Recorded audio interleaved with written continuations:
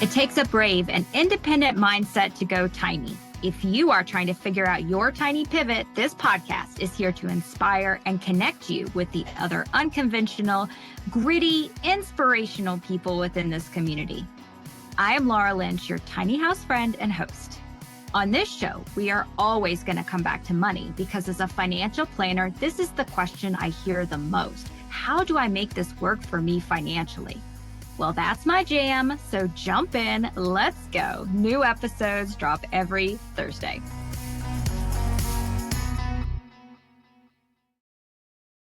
Hey everybody, welcome to Less House, More Moola podcast. Laura here, as always, in my tiny house loft, my 8x8 loft up here where I am recording my podcast. It's amazing how we can get used to smaller spaces. This week, I wanted to talk about something that has really been on my mind for a couple of weeks, and that is lifestyle creep. I actually wrote about this on LinkedIn this week, so a little bit more on that over there on LinkedIn.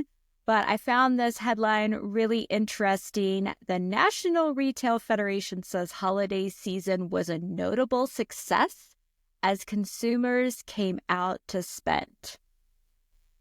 So in mid-January, I was listening to the market news and heard that the total amount of retail sales during the 2024 holiday season was $994 billion, which was a 4% increase from 2023. This was a record high and exceeded the National Retail Federation's forecast. This made me curious. How much did every adult consumer in the United States spend over the holiday season? So I did the math, and $998 billion divided by the adult population of 262 million equals $3,792 spent per adult this holiday season. Now, of course, we know that this spending does not have anything to do with housing costs, utility bills. It does not include the total cost of living for each person. This is really only retail sales. Of course, retail sales do include things like gas and food, but still a lot of spending there in addition to basic housing costs. If we compare that number, for example, with the non-holiday spending, let's say March of 2024, the total month of retail sales divided by the number of adults in the United States was $2,705, so about $1,000 less per adult consumer. This brings me to the concept that I wanted to talk about, which is lifestyle creep. So this term came into my head as I was listening to the market news back in mid-January, in which they were talking about this holiday spending. Much of the holiday spending was on cars and furniture and all the things that we buy around the holidays. And much of this additional spending ended up on credit cards or buy now, pay later programs, which means that people are quite literally at this moment at work to pay for the stuff that they bought last year. Not all basic necessity stuff, but retail spending stuff. People took on personal debt at record high interest rates to shop.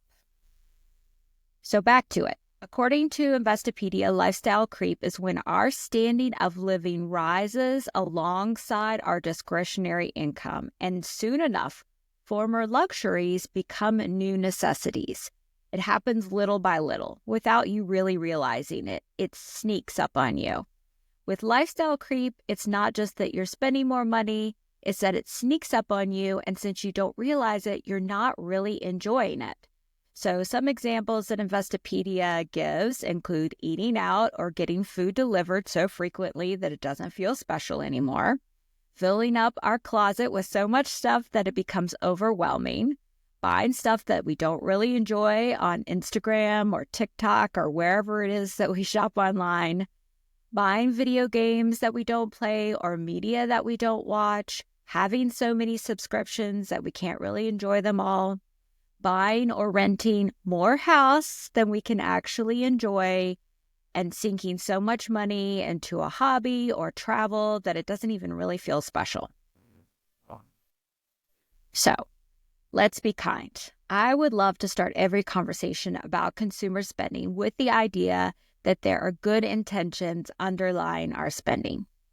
We use our gifting to express love and to take care of people that we care about, including ourselves. And we have been taught that buying stuff for people is the way that we take care of them. I do this through food. I buy expensive vegetables for me and expensive chocolate for Eric. So there's also the part of retail spending that feels like a requirement for the life that we have in our wealthy society. We live in this highly competitive, status-focused world, and we feel pressure to keep up with everybody else. Also, we're sold on the idea that tech can fix all of our problems, so we need that latest gadget. For example, I have an Amazon package due today that provides me with a wind puffer for this microphone, a USB cable that will connect the microphone to my cell phone, and another microphone stand so that when I get to Schoolie-Palooza this weekend, I will be able to record in windy outdoor environment. So we have stuff that we all need to support the complex world that we live in. So I don't want to talk about spending as if it were all wasteful or unnecessary. I don't want to be that person who says, stop drinking your lattes. If your lattes actually give you really a great sense of enjoyment in that moment for you every day, that you can take some time for yourself, then for sure, I don't want to be like a hawk on spending. But I've often thought a lot about the difference between need and want and how it is that I feel like I need these things coming in Amazon, and we just have a different level of need in our modern society. So we can't be so judgmental about the differences between need and want. When I think back when I was a kid growing up, holiday gifts were often more literally about need than want. I certainly got my share of stuffed animals and dolls, but there were things that I actually needed that I would get at the holidays. My family wasn't super wealthy, and so I got gloves or boots or clothes for school, things that actually made sense that time of year. But in my household today, anything that we need, we just buy immediately. So there's not a delay or an opportunity for someone to give it as a gift. So when it comes around to the holidays, it's all about excessive, want-based giving, and you got to think pretty hard to come up with something. So when we think about the differences between need and want, it's good to give ourselves a little bit of compassion, but also think critically about this. So lifestyle creep happens to the best of us, no matter what our lifestyle, whether it's conventional or tiny. However, we could put some structural pieces in place that can help us curb some of our lifestyle creep. And we would do this because lifestyle creep steals away our income, our resources, and therefore our time, and causes us to feel pressure to keep making more and more money in order to continue to buy the wants that have become needs. So I think about lifestyle creep as kind of a little bit outside of ourselves and a little bit of a thief to the things that are really important to us, because every screen everywhere is telling us all the things we need to buy all the time. And so thinking critically about lifestyle creep can allow us to be a little bit more intentional. No matter how frugal we are probably unlikely to be able to completely escape lifestyle creep. So the way that we can keep it in check is to limit our square footage, our footprint, the things that we have that are ultimately going to need something or some upgrade or some gadget. Another idea is to put ourselves in a place where there isn't so much pressure. Over the weekend, we had a visitor from Florida where we used to live, and we talked about home remodel projects. And as I was talking about this, I kind of flashed back to the time when we bought our American Dream house back in 2018. I felt so much pressure to bring that house up to the standard of 2018, which involved things like larger bathrooms and granite and all the perfect finishes and style of the time, when really the house was fully functional as it was. I would go and see newer homes in the area, and they were so open, high ceilings, everything was gray and marble, and you know what I'm talking about. You've seen it on Instagram. But I don't feel the same pressure here in my tiny home. The tiny home was built perfectly, beautifully, and it works for our lifestyle, and it sort of exempts me from the Instagram world in some respect. Certainly, there are some pretty swanky looking tiny homes on Instagram, but in living in this minimalist lifestyle, I kind of feel a little bit free from the pressure of the broader world. So many of Eric's jobs that he worked on in Florida were a result of a woman being in another woman's kitchen. They would want what she had and would tear out perfectly beautiful hardwood custom-made cabinets in order to change them out for the latest fashion. And those beautiful hardwood cabinets would end up in the dumpster. And that broke my heart, being a little bit of a tree hugger. What a waste of trees. What a waste of money. What a waste of people's energy and time that built those beautiful things. Couldn't they have just had a new coat of paint? So if we're all subject to lifestyle creep, that is our need to take care of ourselves and those around us with more and more consumer goods, then by choosing some other lifestyle, we sort of give ourselves a permission slip to exit what everybody else feels is normal. And this exit allows us to do things a little bit differently.